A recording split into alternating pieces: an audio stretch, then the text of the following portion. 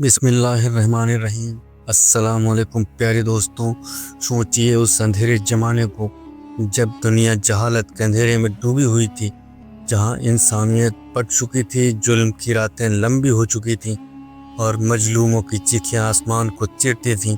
ایسے وقت میں اللہ تعالیٰ نے رحمت للعالمین صلی اللہ علیہ وسلم کو اس دنیا میں بھیجا۔ آپ کی پیدائش کے ساتھ ہی اندھیروں میں اجالا پھیل گیا، کعبے کی دیواریں جھک گئیں اور کسرا کا تخت کانپ اٹھا۔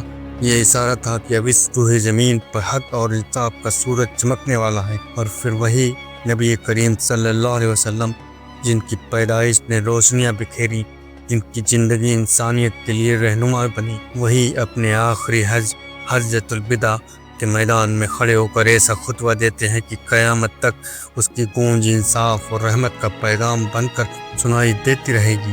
سوچئے وہ آواز جو پہلی بار امت کو لا الہ الا اللہ کی طرف بلاتی ہے، وہی آواز اب آخری بات پوری انسانیت کو حق، برابری، انصاف اور بھائی چارے کا سبق دے رہی ہے۔ یہ کوئی سادھارن وصیت نہیں تھی، بلکہ پوری انسانیت کے لیے اللہ کے نبی صلی اللہ علیہ وسلم کا آخری پیغام تھا۔ اور آج جب ہم اس خطبے کو سنتے ہیں تو محسوس ہوتا ہے کہ مانو وہی میدان، وہی ہوا، وہی آواز ہمارے دلوں میں گونج رہی ہے۔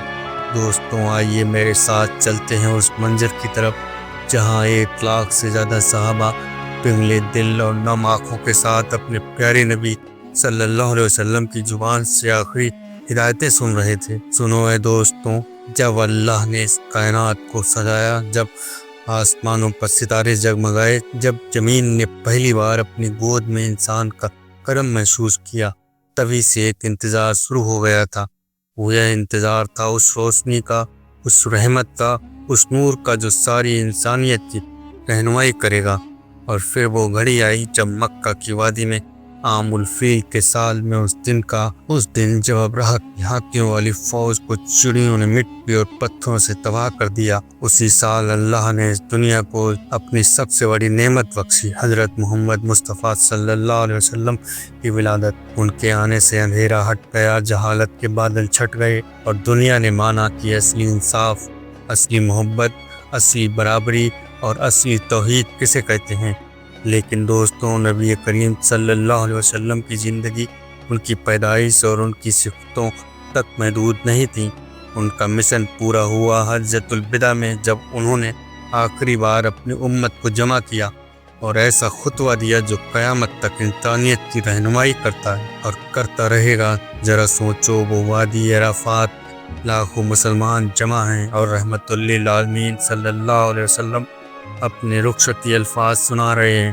وہ الفاظ صرف ایک تقریر نہیں، وہ الفاظ تھے انسانیت کا آخری قانون۔ اس میں برابری تھی، انصاف تھا، عورتوں کے حق تھے، مظلوموں کی پکار تھی اور اللہ کی توحید کی پکار۔ یہ خطبہ دراصل اس نور کی تکمیل تھا جس کی شروعات اس کی پیدائش سے شروع ہوئی تھی۔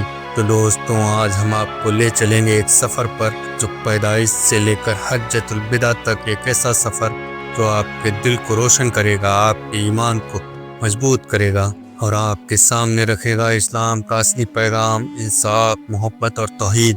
بنے رہیے آخر تک، کیونکہ جو الفاظ آپ سنیں گے وہ صرف تاریخ نہیں بلکہ زندگی کی حقیقت اور قیامت تک کی رہنمائی ہوں گے۔ حجۃ الوداع کا خطبہ یہی وہ خطبہ ہے جسے نبی کریم صلی اللہ علیہ وسلم نے اپنی زندگی کے آخری حج کے موقع پر میدان عرفات میں دیا تھا۔ اسے انسانیت کا سب سے بڑا چارٹر آف ہیومنٹی کہا جاتا ہے۔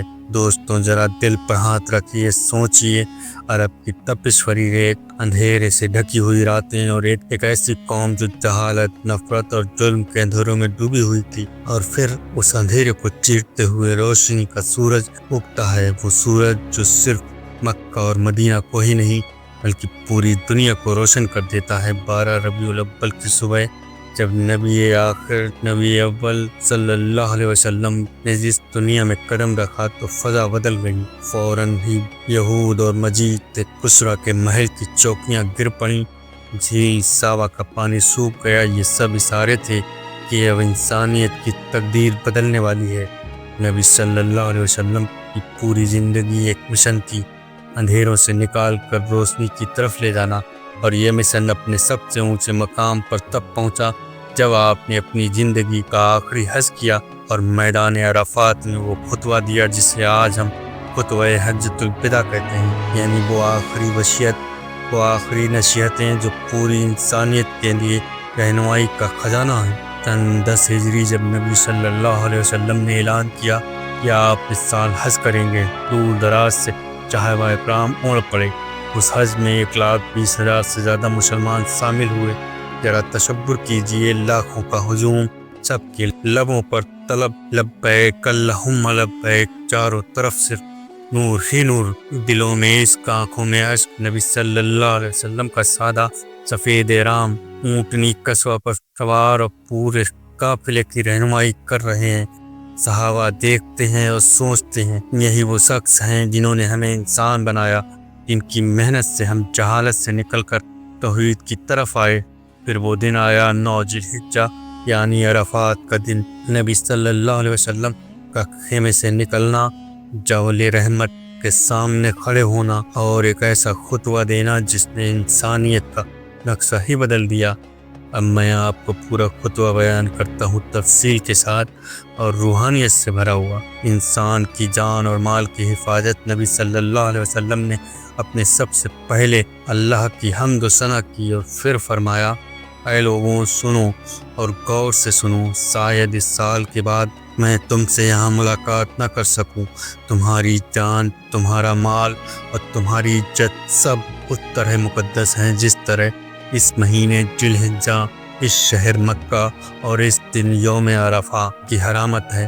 ذرا سوچئے، وہ نبی صلی اللہ علیہ وسلم جو اپنی امت سے سب سے زیادہ محبت کرتے تھے، انہوں نے سب سے پہلے ہمیں ایک دوسرے کی زندگی اور عزت کی حفاظت کرنے کی وصیت۔ سن لو جاہلیت قصہ، پیاز کی حرامیت کے لیے جب آپ سرکار دو عالم صلی اللہ علیہ وسلم نے خطبہ دیا، سن لو جاہلیت کے سارے سود میں اپنے پیروں تلے کچلتا ہوں، اور سب سے پہلے اپنے گھرانے کا سود، بیاز عباس بن عبد المطلب کا ربا میں ختم کرتا ہوں۔ یہ اعلان صرف مالی نظام کی اصلاح نہیں تھا، بلکہ انسانیت کو نفع پہنچانے کا اعلان تھا۔ اس کے بعد نبی صلی اللہ علیہ وسلم نے عورتوں کے حقوق پر خطبہ دیا، اے لوگوں، عورتوں کے بارے میں اللہ سے ڈرو، وہ تمہارے پاس اللہ کی امانت ہیں، تمہارا حق ہے کہ وہ تمہارے گھر میں تمہاری عزت حفاظت کریں، اور ان کا حق ہے کہ تم ان سے اچھا سلوک کرو، انہیں اچھا کھانا اور اچھا کپڑا دو۔ سوچیے، اس دور میں جب عورتوں کو وراثت کا حق تک نہیں تھا،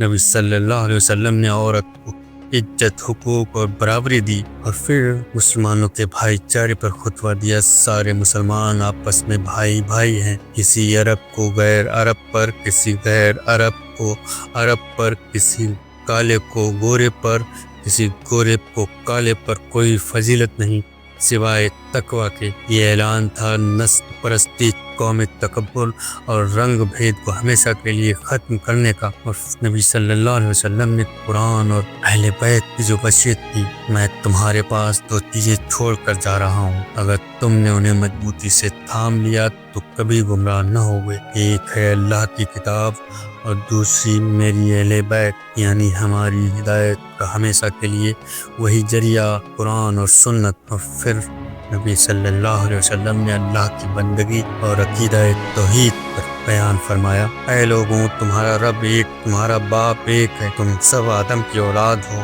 اور آدم مٹی سے بنے تھے۔ یاد رکھو، میرے بعد گمراہی میں مت پڑنا کہ ایک دوسرے کی گردن مارو۔ اور پھر نبی صلی اللہ علیہ وسلم نے لوگوں سے پوچھا، کیا میں نے تمہیں اللہ کا پیغام پہنچا دیا؟ صحابہ نے روتے ہوئے کہا، جی ہاں اے اللہ کے رسول صلی اللہ علیہ وسلم۔